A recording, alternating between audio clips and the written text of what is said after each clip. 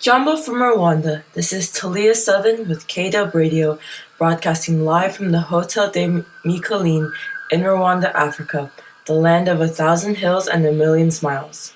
On today's episode of Third World Rising, we remember the hundreds of thousands of lives that were lost during the Rwandan genocide, through the eyes and memories of those that survived. In doing so, we take a hard look at the dark and destructive side of humanity and overshadow that with the hope, courage, and kindness of a few remarkable men and women.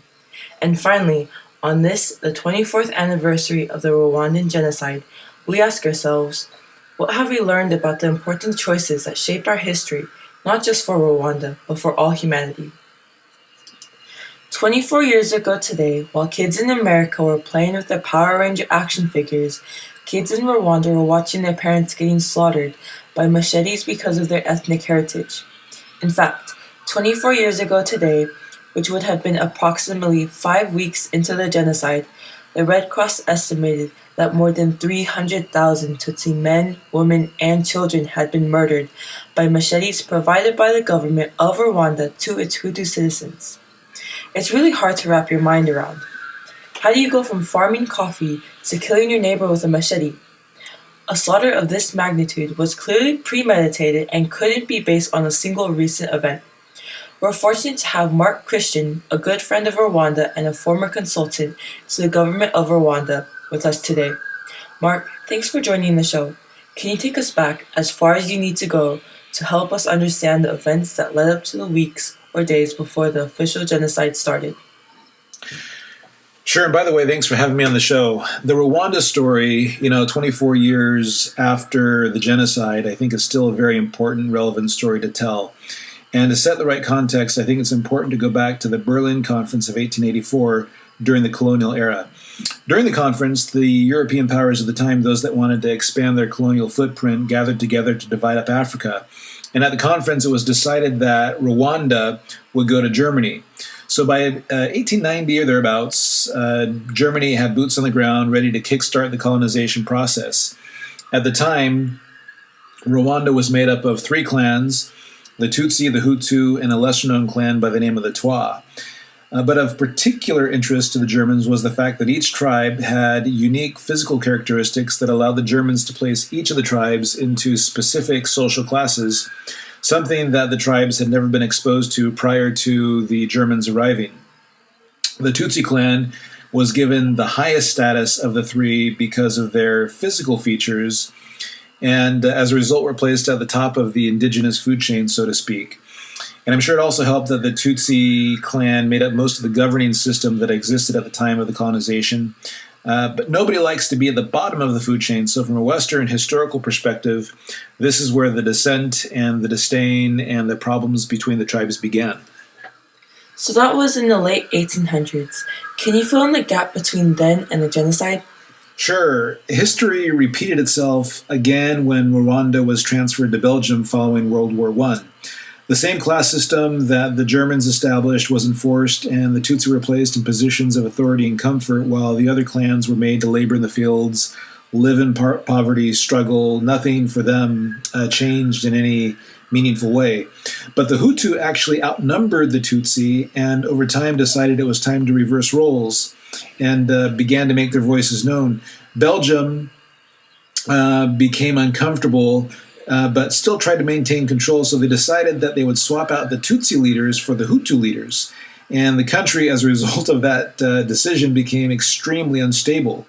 Belgium began to lose more money and got tired of the conflict between the tribes, or trying to manage the conflict between the tribes, and pulled out of Rwanda in the 1960s. So instability of Rwanda and the tension between the clans dates back to the early days, again, of the colonization between Germany and then again with Belgium. Thanks for providing that context, Mark. Let's fast forward to the actual genocide. Given the historical context dating back to the early days of colonization, it's easy to see how out of balance Rwanda was. Without that historical context, many have asserted that the plane crash of Rwanda's president, Juvenal Habimana, is what sparked the genocide. In fact, there are some who believe that Paul Kagame, Rwanda's current president, was behind the missile attack that brought President Habimana's playing down.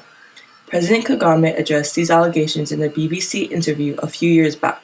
Let's take a listen. Yes, the other aspect then is that one. First of all, I'm not responsible for Habyarimana's death, and I don't care. I wasn't responsible for his security. He wasn't responsible for mine either. And he wouldn't have cared if I had died. I don't care that it happened to him. I was fighting that government. The government that made me a refugee for all those years, for which I had a right to fight back, and the judge wants to ask me why.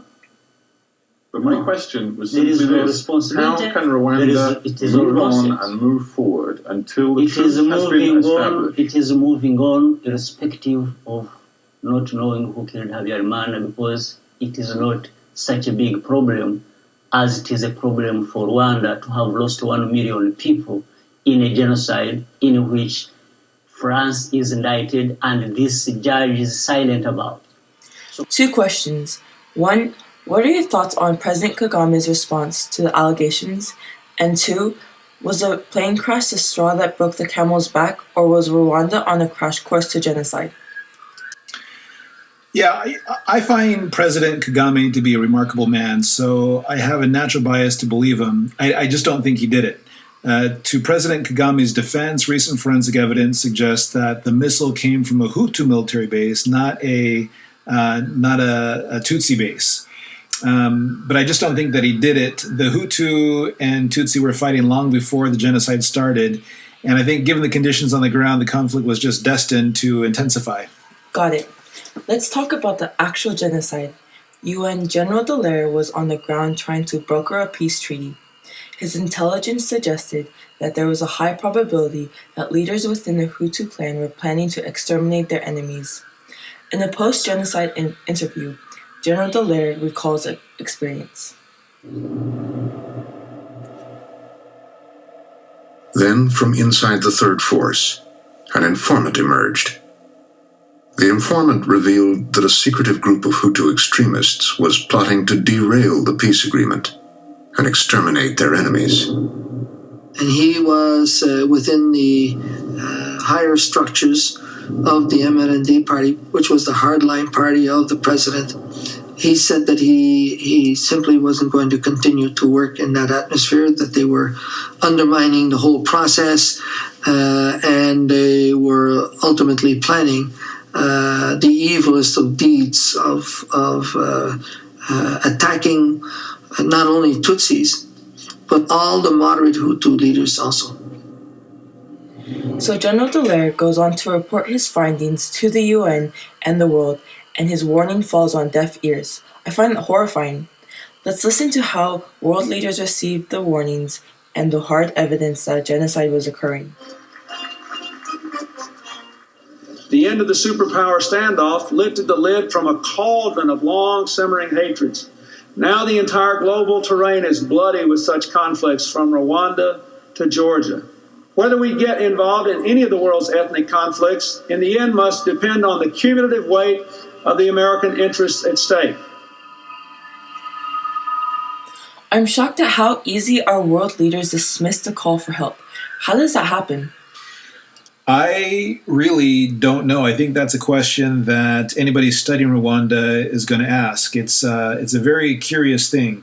There are sins of commission and sins of omission, and they are two clearly different things. But I find in this particular case, sins of omission to be equally as dark as the sins that were committed by the Hutu. A U.S.-led coalition could have done a lot to minimize the death toll. There were, as you'll read and hear about, many apologies offered up by President Clinton at the time and other world leaders, but it's hard to reconcile given the wealth and the military power of the U.S., the fact that they didn't engage in a meaningful way to minimize the death toll of the million or so men, women, and children that are butchered by government-issued machetes. Let's talk about the killings. 800,000 men, women, and children exterminated, in many cases by government-issued machetes, to normal everyday citizens. That's insane. UN Major Brent Beardsley describes one of the early genocide episodes. Beardsley went to rescue Polish Catholic priests trapped with 2 UN observers in a Kigali church, where Tutsis had sought refuge. The military observers and the priests could hear people screaming over the church, so they left their quarters and had come over to see what was going on. They were grabbed and they were put up against the wall with a rifle underneath their chin, and they were held there while the identity cards were captured, were burned, and then the militia came in, and the gendarmes the police literally handed them over to the militia, who then proceeded through the rest of the evening to chop them apart with machetes. And so this type of activity continued for 100 days. It's horrifying.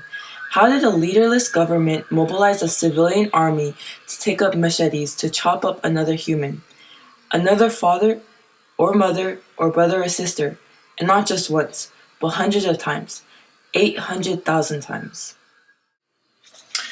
Yeah, another haunting question. I don't understand it myself, but over a period of years, through the colonial period and post-colonial period, there was a lot of grooming that occurred on the radio and in churches and at community gatherings. So seeds of hatred and animosity were planted over many generations. And you used the word insane earlier, and I think that many people had a very real mental breakdown, and for some, I think it was followed by guilt and fear, and that fed the insanity, which continued for 100 days in a very, very ugly way, very dark way.